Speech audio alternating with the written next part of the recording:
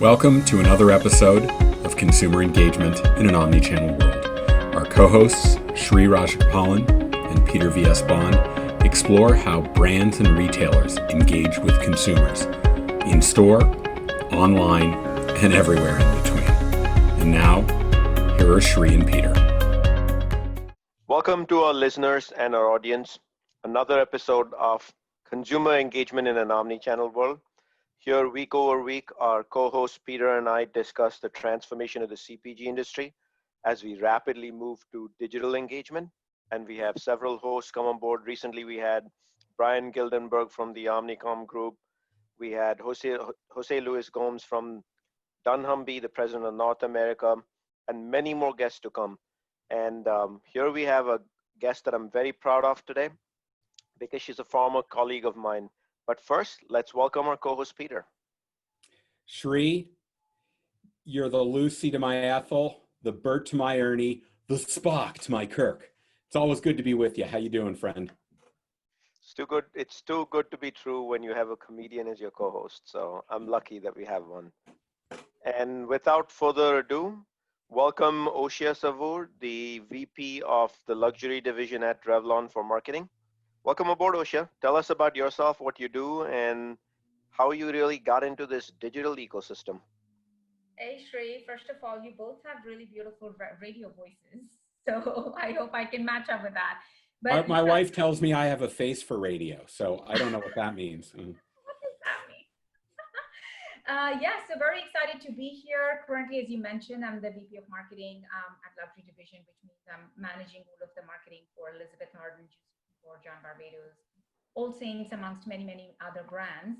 I think what's exciting about my current role is that it's an omni-channel view that cuts across brick and mortar stores into all of our e-retail channels, Amazon, direct to consumer. In terms of categories, I'm touching skincare, makeup, fragrances, both women and men's. And prior to Revlon, I was at Unilever, where I still spent majority of my career, about 10 years. So a lot of mass experience across hair care, body care, deodorants.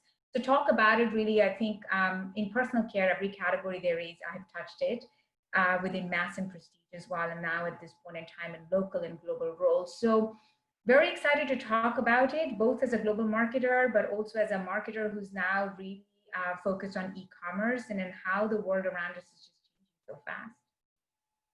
So Peter and I enjoyed even more when we have people who've touched multiple categories, as you have, as well as very much like us, have a deep brick and mortar background in addition to the digital background as well, because that just leads itself to a deep conversation on the shopper and consumer.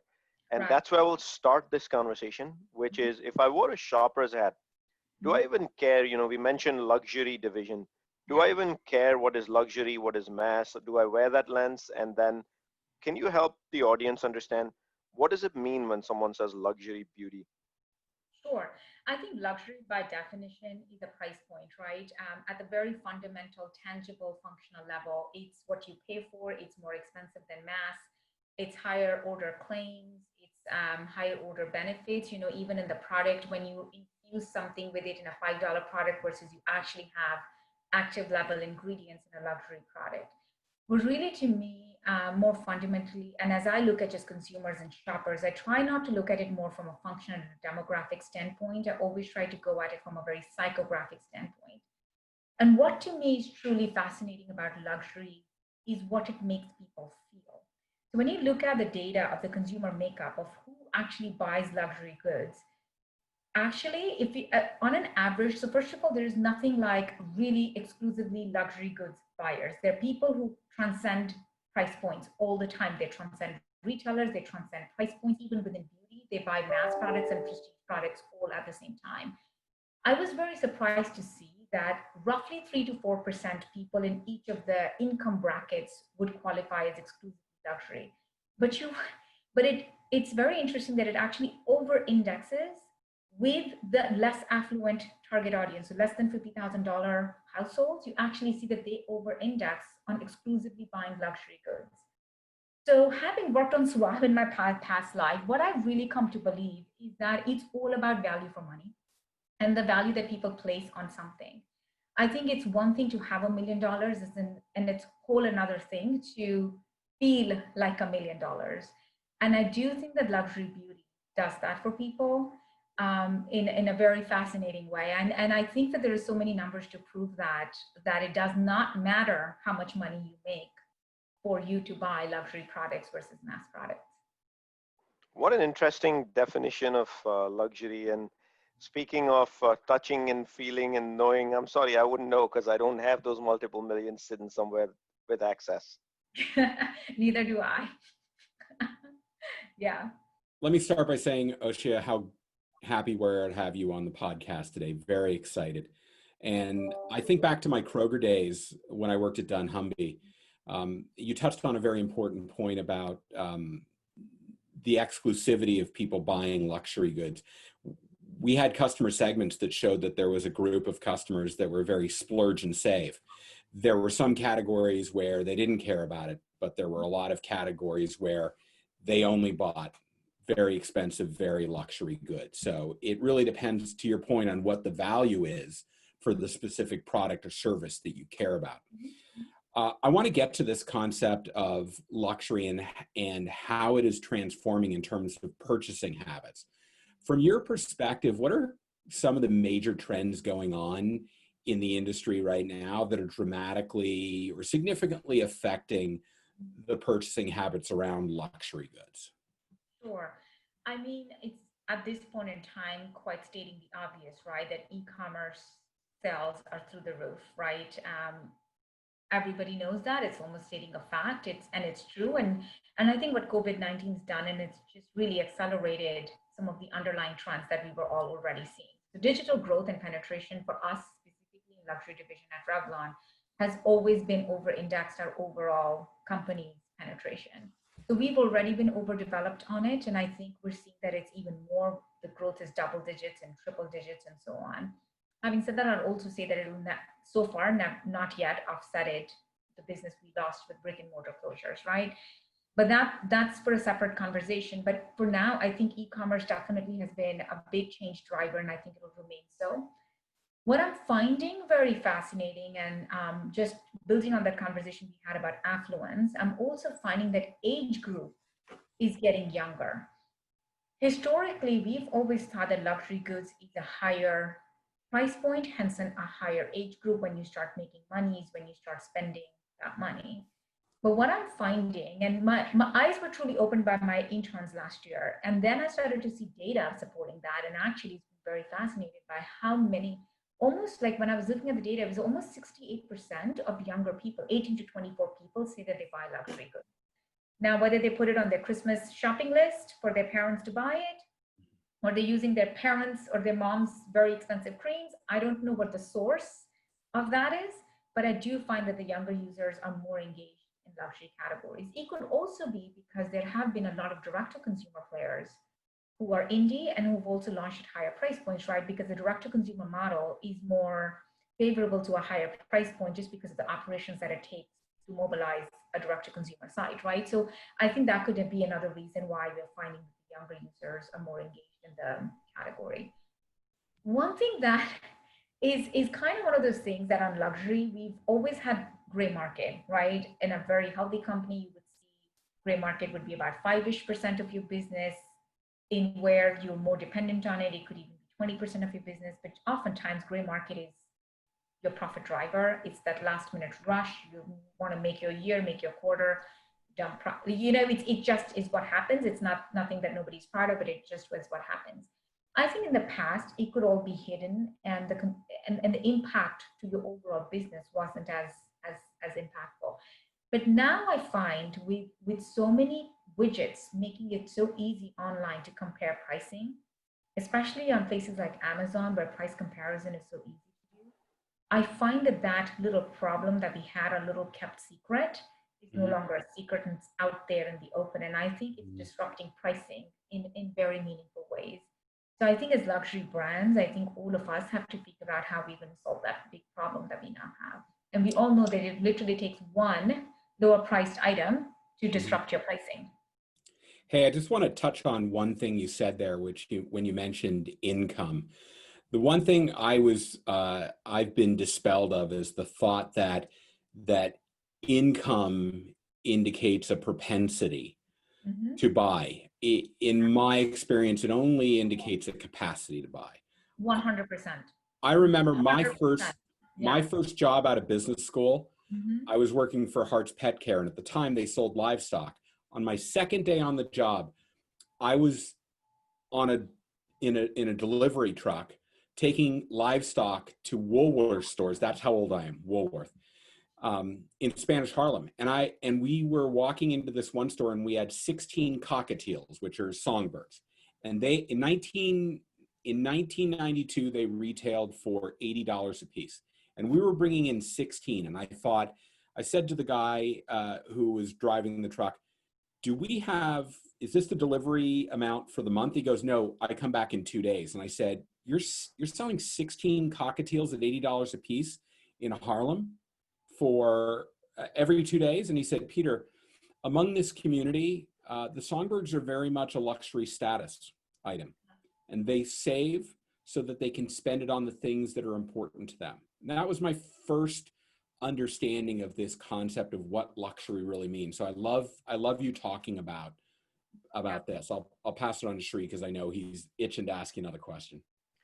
I hear the word songbirds, I think Led Zeppelin and Stairway to Heaven. Songbirds that sing right in the middle of the song. Bravo. Sometimes bravo. all of our words have no meaning. Okay, right let's there, not right before that statement.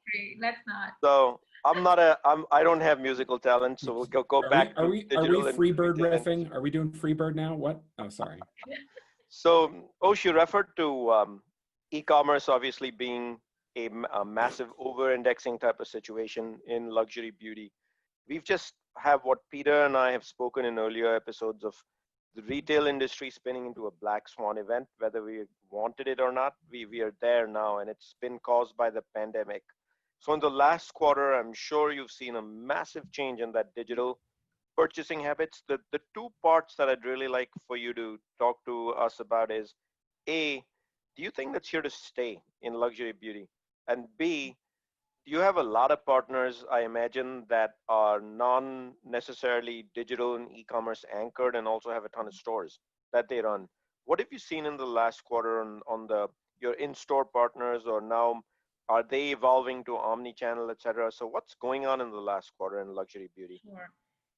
I think, Shri, e-commerce, like I mentioned earlier, I think it was already on the way up, and I think it just accelerated. COVID-19 just accelerated that pace, right?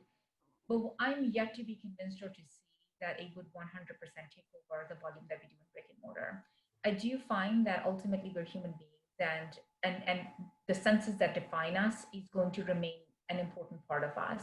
So I think the touch and feel, which e-commerce will never deliver on, at least in the short term future, I just don't see how luxury, which is such a high touch, high service category, can survive without brick and mortar. I think that you want to feel like $1 million. I keep bringing that feeling because I really see that that's what is the fuel that fuels the luxury division, right? It's feeling like $1 million. It's like flaunting that bag of Bloomingdale's. I went to Bloomingdale's. I went to Saks Fifth Avenue. It's like flaunting the brand that you're wearing. It's feeling like you're wearing a beautiful cream, even if you can't afford it, right? So I think it's about the feeling, and it's about the touch, and it's the smell, right? A lot of what I do is fragrances, and I really, it's a big problem. Like even the direct to consumer business, like we've scaled our skincare business quite dramatically, but for fragrances, we have to first and foremost figure out how do we fulfill the scent in a scalable manner, right? So I think for me, e-commerce has got its place. I'm a big believer. I think that it's going to continue to pace, and it must.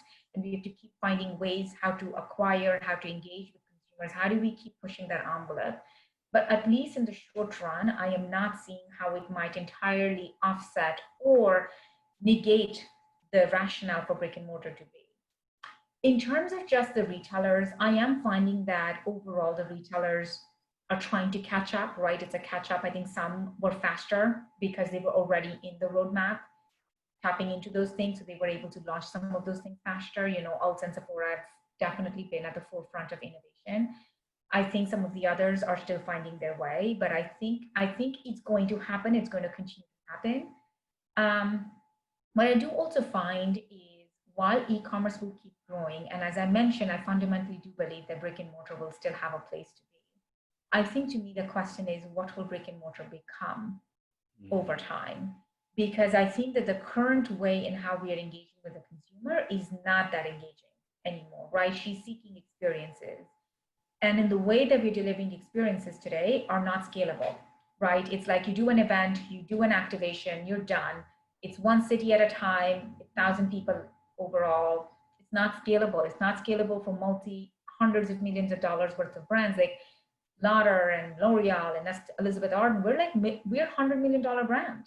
A small event here and there doesn't make a dent, right? So it's experience at scale. I think that's what brick and mortar has to figure out. And I think Apple, again stating the obvious, I think Apple's figured out how to deliver experience at scale with their brick and mortar stores, right? We just have to figure that for luxury beauty. That's what I want to use the word on purpose. I want to say I worry about for the industry is digital has actually been around for a very long time.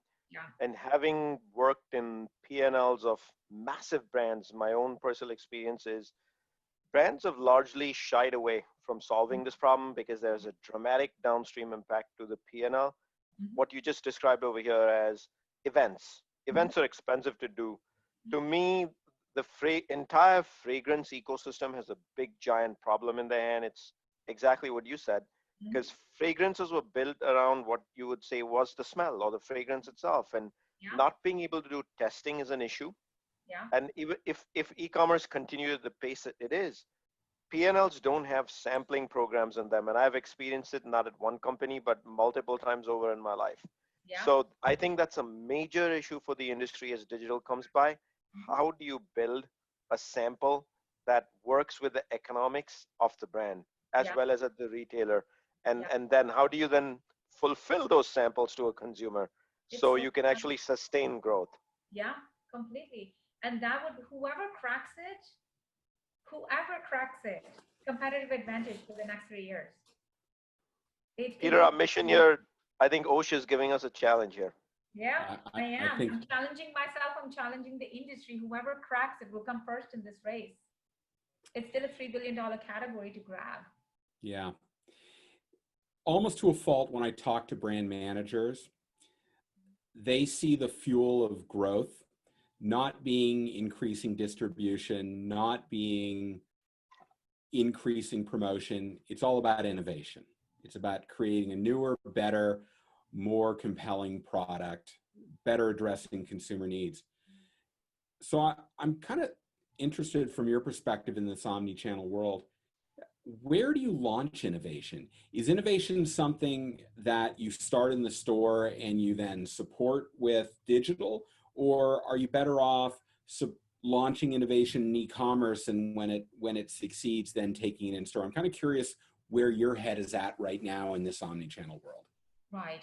I think it's a very good question. I don't think that there's a straightforward answer. And to be honest, I think as a scaled business, that's the biggest challenge, right? Because who are we losing share to? It's not the other equally large players. We're losing share to indie brands that are able to fast-paced innovate, right? Yeah. And their MOQs are much smaller. The stakes are much lesser. They don't get sued when something goes wrong or their claims are not appropriate, whatever. Versus we have to go through the ringer, right? Because everything has to be appropriate, everything has to be validated, and so on. So I think there is something to be said about how do we create sort of like this experimentation stack or like a small little agile pod within the company that just thinks very differently, right? Like it's almost like you have an org structure that enables small MOQs, that enables a different mindset for a launch strategy, right? How do you use your brand.com to launch with very engaged customers, this very small launch? If it takes off, you go ahead and scale. If it doesn't take off, you never bother to scale, right? And I think that's where I think that the scaled businesses haven't quite figured that rhythm yet, because oftentimes, even when we are fast innovating, we're using our old processes and our old scale metrics to get there. So when we fail hard, right? Then we create tons of inventory, slob, that we're then getting rid of. And I think, Peter, it's a great question. I don't think people have cracked it yet, but I do think that that's the way to go, to create like a little experimentation hub, to do that. And I don't think it's as the same thing as acquiring startups and acquiring new brands and the ways to do it. No, we still have to figure out how do we experiment with larger brands, because I do feel like larger brands still have a role to play in the economy. But how do we get them appropriate and ready to fight the smaller players, right? And I think that mindset of not just an innovation, but an innovative mindset on how do you experiment at a small scale. Great. So you know what? That leads me, small scale, large scale, that leads me to what I feel is a question that is at the top of my mind for every single brand. And that is, I've been quoted as calling this the kryptonite of scale CPG brands, and that is direct to consumer. I personally, again, having touched, I have lost track and count of how many global, multi-billion dollar brands. No brand that's scaled, has an in-store presence, and sells on pure plays on e-com really is ready for the world of DTC. And I feel that way strongly because a brand's entire ecosystem is built around its marketing and consumer communication capability, relying on a retailer to complete the fulfillment or the transaction. DTC is the business of retail, not necessarily just the business of marketing. You got to do everything, seed to innovation to fulfillment. So what do you see for this particular category? What's the future of this space, and what's its relationship with direct to consumer? Can this category of brands survive without really being strong on D2C? I think I would say actually for luxury, pricing is an advantage, right? Because I think the direct to consumer model is an expensive one to operationalize, right? You save on the retailer margins and whatnot, but you still have to spend a lot of money to operationalize. It's the economy of ones versus pallets, right? To exactly what you've said, Sri, before. So I think in luxury we do have that advantage versus mass categories, right? So I would say if I were to even just take a step back, right? Does direct to consumer have a role to play in every single category and in every single division? I think the answer is yes, but what is the role it's going to play? So for instance, when in the case of mass, where when you're selling an ASP of like $3 to $5, to operationalize a direct to consumer business in a way that it would ever scale and become $100 million channel on its own, perhaps the chances of that happening without losing a shirt is not going to happen, right? So then the role that you assign to your direct to consumer is not so much a revenue driving channel, but rather your first party data mining channel, right? Like, what do you want to learn from your direct to consumer? How do you want to experiment with your innovations there? How do you scale your innovations? How do you use the first party data to create your lookalikes? How do you get smarter with your media planning, right? Like, how do you make that be a little hub of innovation, innovative mindset is how you look at it. But on luxury, because pricing is on our side, I would say that it is a no-brainer to want to build it out, because all you have to do is figure out the economics of it, and the businesses that have scaled and are multi-billion dollar businesses and have figured out the economics of running a giant business, it's a matter of will. Do you want to learn this new channel? Once you want to learn it, it's not rocket science to deliver on it, and your price point allows you to do it. So for me, for the luxury business, I think it's a no-brainer. I think everybody should drive it and everybody should figure out before it's too late to do it. Yeah, I think with going direct to consumer, you made a good point about using it for data. It's a great way to capture it, particularly customer feedback. Everybody knows that's my little windmill that I tilt at, getting ratings and reviews, and we know how much of an impact that can have on sales conversion. So let's talk about the big elephant in the room. Sri and I have mentioned this. We've named episodes after this. Shri's favorite, it's Amazon. And I got to imagine, being in New York, you are an Amazon shopper, a customer. I'd sure love to hear from your perspective, both as a consumer, but even more importantly, as a merchant. What does Amazon mean to you, and how are you dealing with that? Sure. I mean, as a shopper, Amazon's everything, right? I search there, I go there, even when I don't know a category. Here's generally my consumer journey, right? I don't know a category, I kind of know the brand name, I kind of know what I want. I go on Google, I search it up first. I get what I'm looking for, the category name, how to say that, just so that it means something. Then I go to Amazon and I put it in, and then come all the listings, and I decide what I'm going to buy.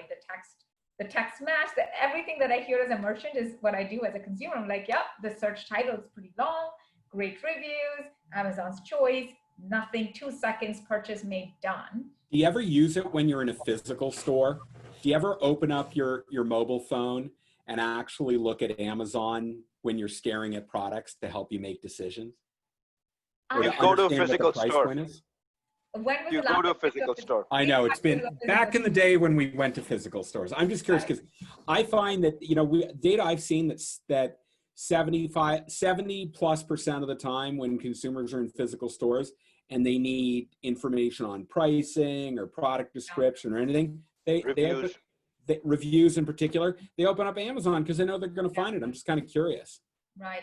I think I would say I'm partly more like a New Yorker in that I don't think that I go to the store for the basics that are sold on Amazon. If I'm going to a store, I'm going for something which is more of an experience, right? So Okay. I'm going to a specialty store because it sells kind of clothes that no one else has, it's got jewelry or it's got makeup or whatever, like brands that I can find nowhere else. That's generally when I would go into a store, which is why I feel like for us to figure out that experience is not an event or an activation, because I say experience and people think event and activation. No, I don't mean that. I want experience at scale, something that makes me want to go on an everyday basis to your store. So no, I don't personally do that. And in our household, my husband's the grocery shopper, so I never. I am too. I delay him so much because he's got his system down. Like I am banned from coming because I go with my cart this way, that way. It's not productive. So, so no, I don't personally do that, but I do know a lot of people who would and who do that. So then thinking about Amazon as a merchant, how do you deal with that from a luxury perspective? I would say that Amazon hasn't quite figured out their luxury game yet. I think, and I've said this before, I mean, on Amazon, to shop for luxury products, it's not fun. There is no high touch, no high service. It's kind of like, I don't know, just buying a mop or a coffee filter. Like I've said before, it's like you're buying $100 cream and you're buying that. It's literally the same experience. So I don't see Amazon as a discovery channel. I see Amazon as a replenishment channel today. So if I, for instance, buy an Elizabeth Arden product already, I just want to go, like I don't want to go to Macy's to do that. I'll just go to Amazon and buy it, right? It's replenishment. But if I wanted an experience, I wanted high touch service, I wanted to talk to that one staff member who I love, who looks at my skin, gives me advice, then yes, I'm going to Macy's for that. So it's I think they're not there yet in terms of experience, I feel. I mean, who wouldn't want to have a staff member that comes and looks after and knows your skin type and knows the fragrances and the smells that one likes? So that's pretty fascinating. Bree's having a pedicure right now as we're speaking, so. Yeah, it's getting to the underside of my soul. So if it gets ticklish over here, I apologize. So I think Peter and I haven't had this much fun having a conversation with one of our guests as we're having. Oh, this is great. This is awesome. This is awesome, Ben. So, one of the areas that are very anchors for everything we've just spoken to date about the luxury segment is the quality of the digital shelf. Yeah. And I think of it as many pieces, right? There's obviously pictures or digital images. You referred to the title earlier today that you yourself as a shopper look at. There's probably a bunch of videos, and then there's ratings and reviews that Peter and I kind of mentioned. You're even looking at ratings and reviews on Amazon when you're inside a store. Yeah. So how does all this come together for you as a leader in this space? And what's the importance of winning the digital shelf in 2020? And do you see any dramatic changes here in terms of these overall capabilities for the digital shelf go forward? Does the lean go heavier on reviews? Does it go heavier on the title? Like, what do you see going on over here? I think, Shri, all of it is. Unfortunately, I always hate to say all is important because I'm a person driven by priority. But quite honestly, when you think about your own behavior, it's title pulls you in, right? It's the listing. May the best title win to have you click through it, right? Once you click through it, You've got to get the reviews and you've got to get the content. I'm sorry, there is like no prioritizing within that. You've got to have the trifecta of these three things going. What makes it extremely hard as a marketer to do, though, is the quantum of content that's needed and the pace at which it needs to be updated, right? So for search, for instance, right, like the last 3 months of COVID-19 and the things that happen and the search behaviors change, we were looking for different things. To quickly pivot and to change up thousands of SKUs to show the new search behavior and optimize your titles for it, it is not possible to do as a human being, right? So I think the more I'm learning and living through this whole period, I'm realizing that what you can automate, you should automate, right? Like I'm trying to figure out within the content, reviews, and copy, what aspects of it require human intelligence and what aspects of it, once intelligence is over and it becomes robotic, can be automated, right? Because I think the agility of change is just as important as the quality at which it was launched, right? So I think all of it is extremely important. I trying to figure out the holy grail of the trifecta and keeping it updated in a way that it's not going to break the bank. It's fast enough. It's all pervasive. It's not just one retailer wins. Oftentimes, and we have to prioritize. Oh, is it going to be Amazon? Is it going to be Walmart? Is it going to be Macy's? So how do I find ways internally within the systems to help me syndicate? Like when I do copy updates, it's like syndicated to 100 retailers. When I do a content update, it's syndicated to everything.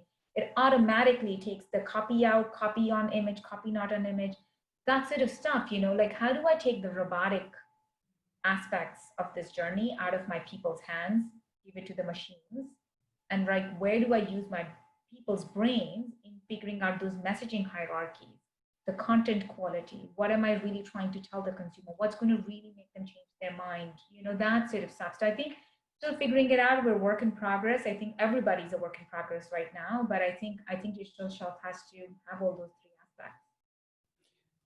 I hear what you're saying about the robotic nature and being able to scale this out in an automated fashion. I still hear brands telling me that as they even think about the images that go in image carousels on retailer sites, that their PIM doesn't offer nearly enough automation to put everything in place. They're still going retailer by retailer and having to make that decision. So I think there's some growth opportunity there. With respect to Revlon and its luxury brands like Elizabeth Arden, how are you guys evolving as a leader in this beauty category space? And how do you see the category overall evolving in the next couple of years? I think what the biggest thing that's going to change for us in luxury category is that our retail landscape is going to change quite dramatically. I think it's no new news that a lot of our department stores, were also our largest percentage weight to our business, are currently on shaky ground, right? So we wait with bated breath how they're going to fix the business model, right? No names be named. How they're going to fix the business model and how do we move forward from here? I think as a brand, therefore, to the earlier conversation we were having, a direct-to-consumer channel is the only way out. Like, where do you pivot, right? And I think for me, it's almost become a thing of necessity versus a good to have. So I think in terms of just the channel mapping, I think a lot of it is going to change. I think in general, all of the macro trends that we are seeing as Gen Z gets more involved as purchase decision makers, right? As they start earning money and start having a share of wallet that we care about, I think that they're going to drive higher consciousness, higher standard from their brands.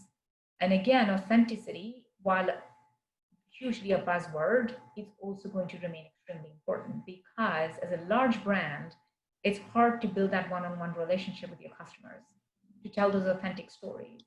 So I think that in luxury category too, we're going to keep facing those headwinds. We're going to keep having to figure out how do we innovate our brand messaging, and quite honestly, how do we what's our tech stack to deliver on it, right? Like how do we create those one-on-one relationships? I feel like things are starting to be possible. You can have those one-on-one relationships even as a scaled brand, but it's an investment in those technology spaces, right? It's a CapEx investment.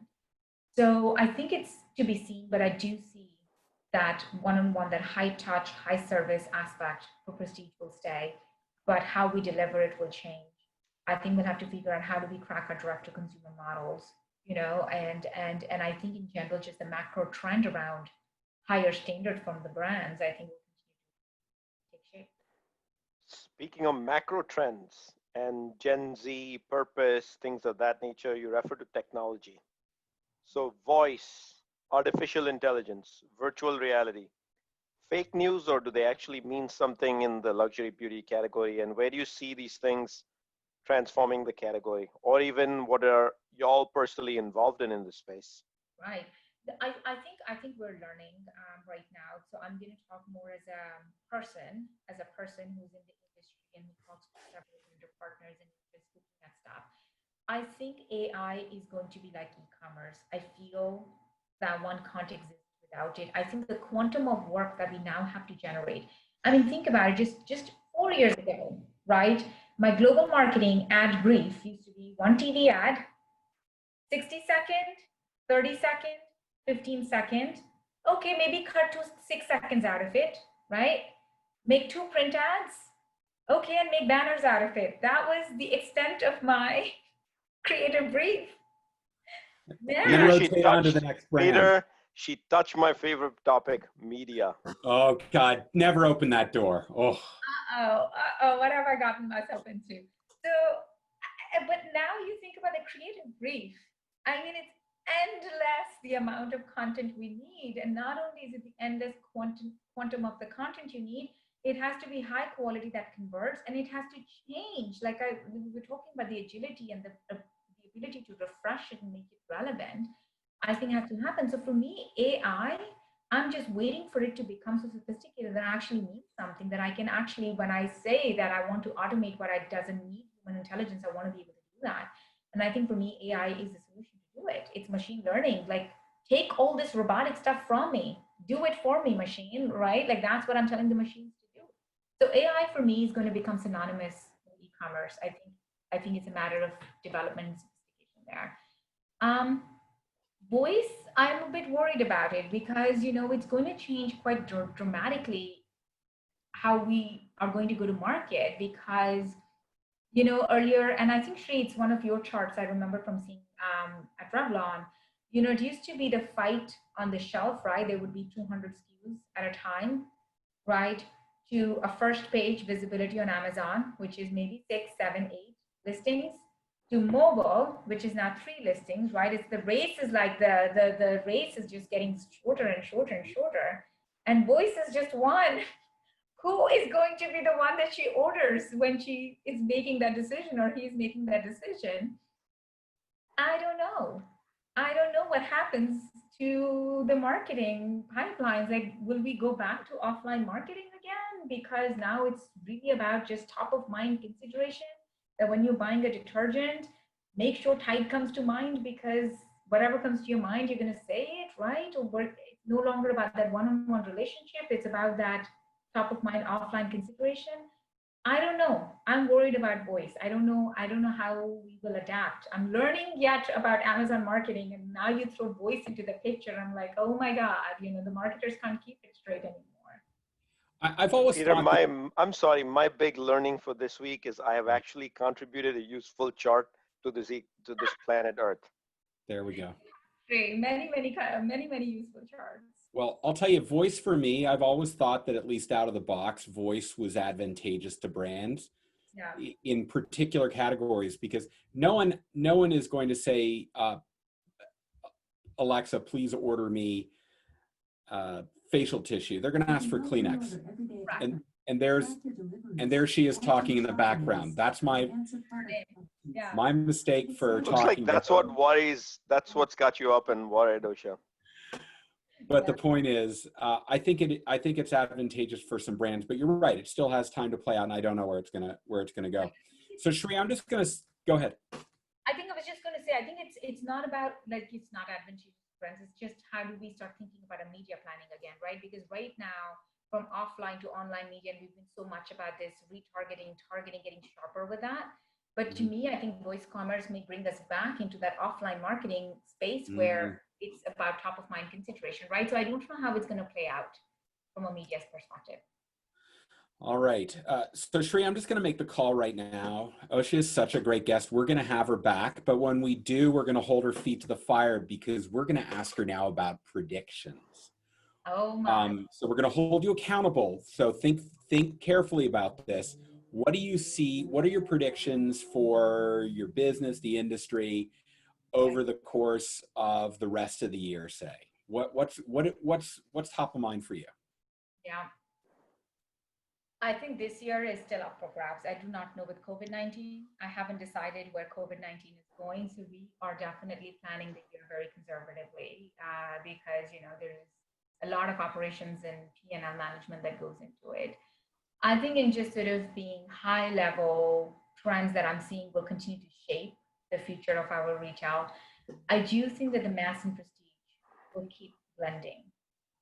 I think that in the future, somehow Target is going to be the place where you could possibly find prestige brands.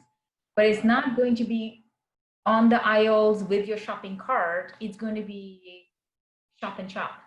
There are going to be little areas. You know how there's a Starbucks, which is within Target? Yep. I wonder if there is going to be some interesting blend in of prestige environment because we've lost a lot of retailers. We've lost a lot of really good retailers recently.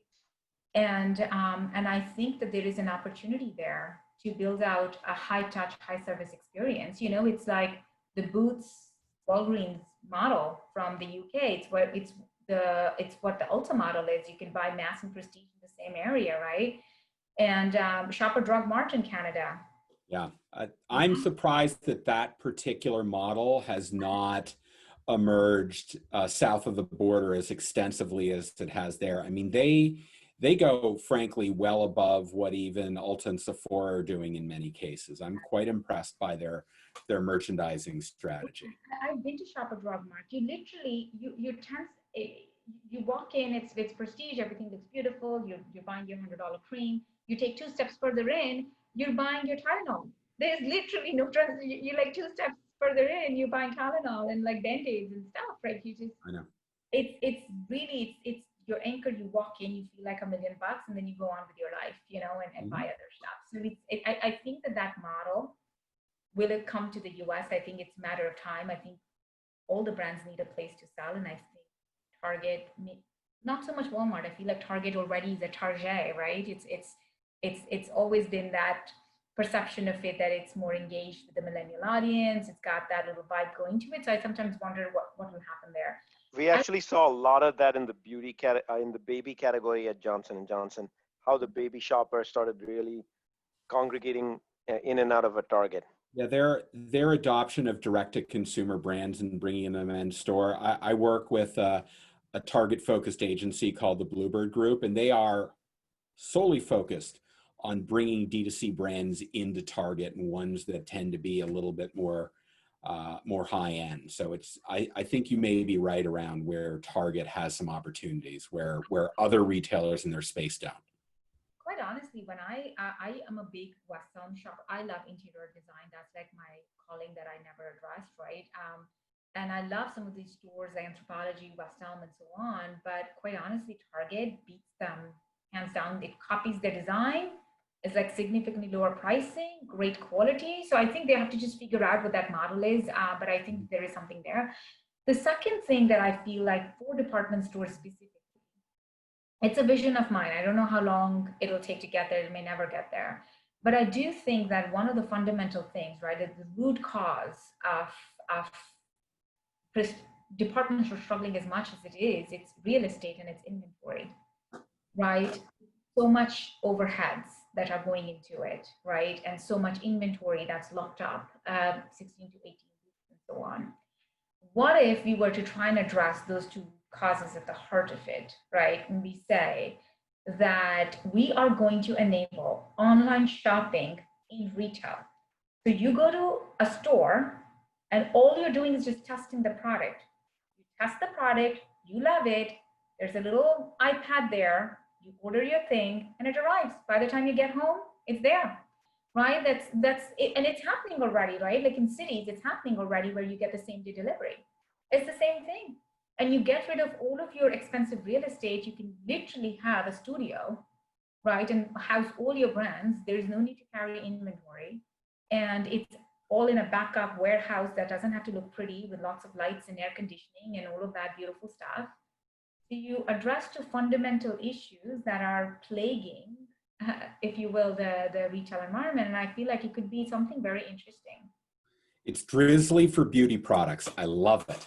Yeah, yeah. So, Osh, this has been such a interesting and engaging conversation. On behalf of both Peter and me, I want to thank you for joining us today. And also, as the VP of the luxury division for Revlon Inc., I want to wish you good luck for the balance of the year. Hopefully business will get back on track and things will only go forward. Thank you for an excellent conversation also about what's to come in the future for this category, etc. For all our listeners, you can find all our content. Especially, you can download and listen to our podcasts on CPG, Apple CPG Podcast, found via tinyurl.com/Apple CPG Podcast. You can also find all our content, which includes our videos, our YouTube channel, as well as our LinkedIn channel, available on linktr.ee/CPG guys. Again, linktr.ee/CPG guys. And Osh, it's been a pleasure having you.